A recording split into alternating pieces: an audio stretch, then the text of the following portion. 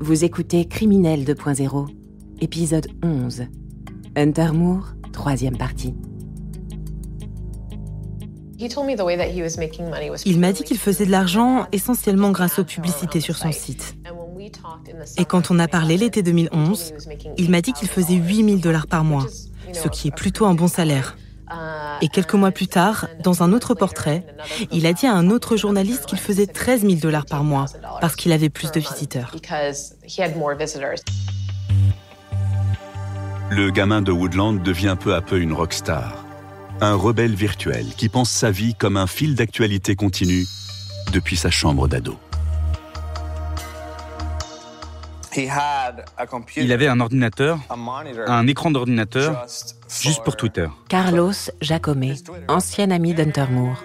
Ses tweets étaient tac, tac, tac, tac, en continu, vous voyez ? À la seconde. Les gens le tweetaient, il recevait des photos de filles nues, et il retweetait ces photos qu'elle lui envoyait. C'était un truc assez énorme, il avait beaucoup de followers.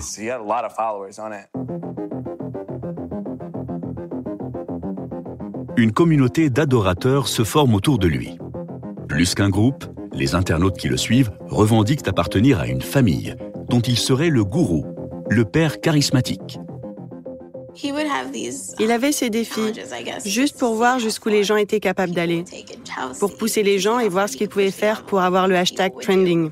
Amanda Collins, fan d'Hunter Moore. C'était toujours très vulgaire. Je crois qu'une fois, c'était un défi avec du caca. Prendre du caca, un truc comme ça. C'était toujours quelque chose de vulgaire, juste pour voir si les gens le feraient vraiment. Et ils le faisaient. Il y a quand même je ne sais pas si c'est sur Internet plus qu'ailleurs, mais une fascination pour les gens qui jouent avec les règles. Olivier Tesquet. C'est le vieux mythe du bandit, du criminel. Journaliste à Télérama. En plus, ça attire encore plus l'œil quand la personne en question est visible, nous parle et nous apostrophe. C'est-à-dire que si vous suiviez plutôt Hunter Moore sur Twitter, on a l'impression qu'il nous apostrophe nous. Donc forcément, ça crée une forme de médiation directe qui est assez étrange, quoi.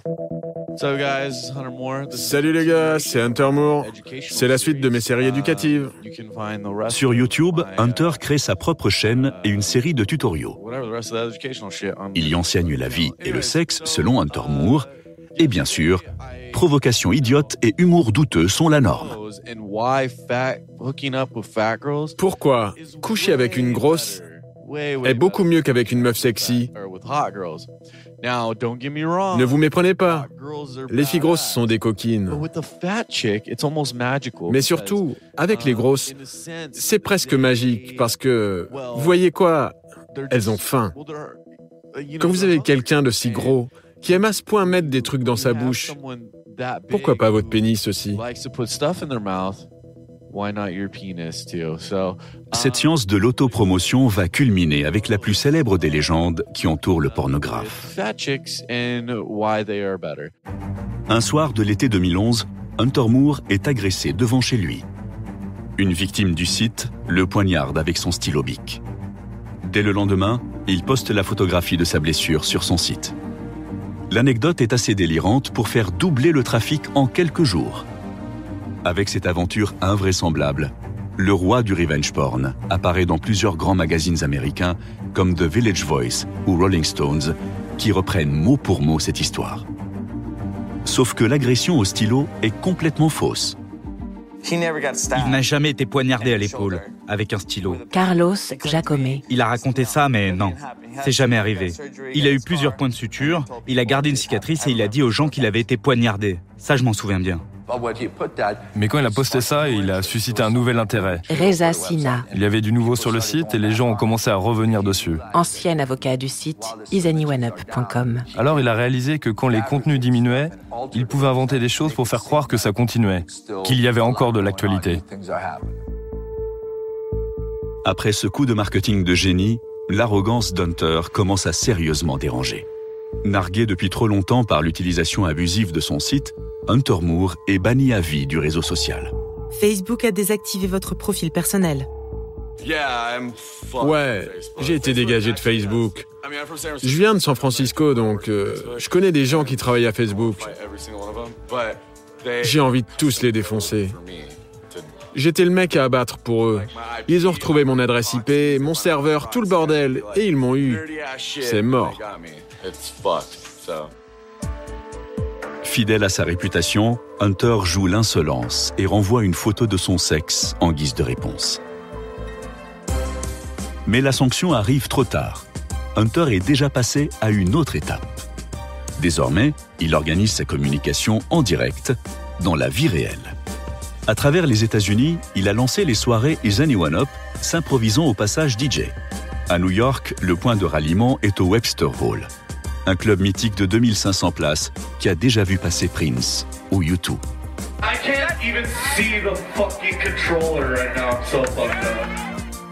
Avec Hunter Moore, on est dans un autre registre.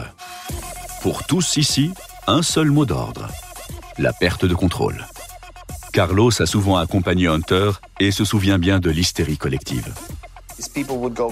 Les gens étaient malades. Carlos Jacome. Ce qu'ils attendaient des soirées Is Anyone Up, c'était « on va aller là-bas et on va se lâcher, s'enfiler de la drogue, se mettre à poil, niquer, rencontrer des nanas, peu importe ». C'était ça. Donc si vous étiez quelqu'un qui n'avait jamais connu ce genre d'expérience, vous saviez que vous pouviez avoir tout ça là-bas. Parce que les gens avaient tous cette même mentalité. Il était en train de voyager dans tout le pays pour donner des interviews. Il était DJ dans des soirées DJ Hunter Moore, du site isanyoneup.com. Reza Sina. Il était payé $150,000 ou peu importe combien il était payé. Il était DJ en soirée et mettait sa tête sur ses flyers. À ce moment-là, il vivait simplement en jouissant de ce qu'il avait créé et essayait d'en tirer profit.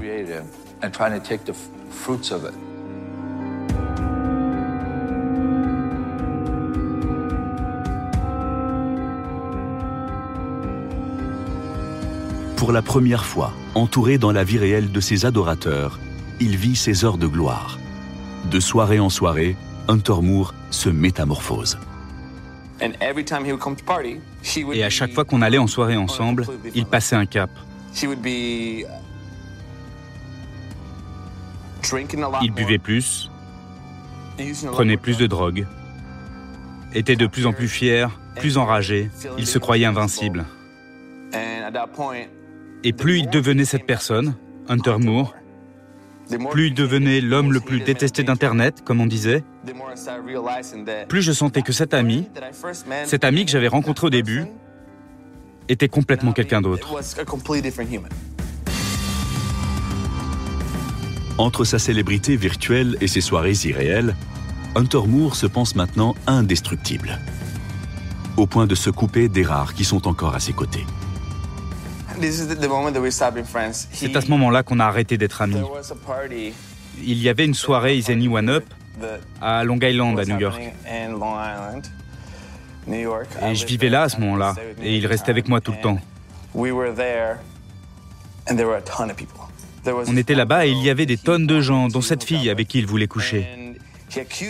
Et il m'a accusé de vouloir draguer cette fille, alors que moi j'essayais simplement de parler à son pote. Donc je l'ai regardé et je lui ai dit « T'es sérieux ? Tu peux pas être sérieux là. Je suis le seul à être ton ami ici. Aucune de ces personnes n'est ton ami. » Même avec son site, Hunter Moore se laisse submerger et perd ses premiers soutiens. Le site prenait une direction que je ne cautionnais pas. Reza Sina. Je n'aimais pas recevoir des emails ou des appels me disant « Retire mes photos, je ne peux pas trouver d'emploi. » Ancien avocat du site isanyoneup.com. Il était juste hors de contrôle et j'ai commencé à vraiment condamner ce que devenait le site. À ce stade, Hunter Moore annonce dans la presse le chiffre de 5 millions de vues par mois sur son site. Plusieurs centaines de photos ont déjà été postées. C'est l'une d'entre elles qui va bientôt précipiter sa chute. Nous sommes en janvier 2012. Hunter Moore poste une nouvelle photo sur Is Anyone Up. L'image a été prise quelques mois plus tôt, dans une maison de la banlieue chic de Los Angeles. Seul dans sa chambre, Kayla se prend en photo, seins nus. Un selfie comme il en existe des centaines sur le site d'Hunter. Sauf que cette fois, la photo n'a jamais été communiquée à personne.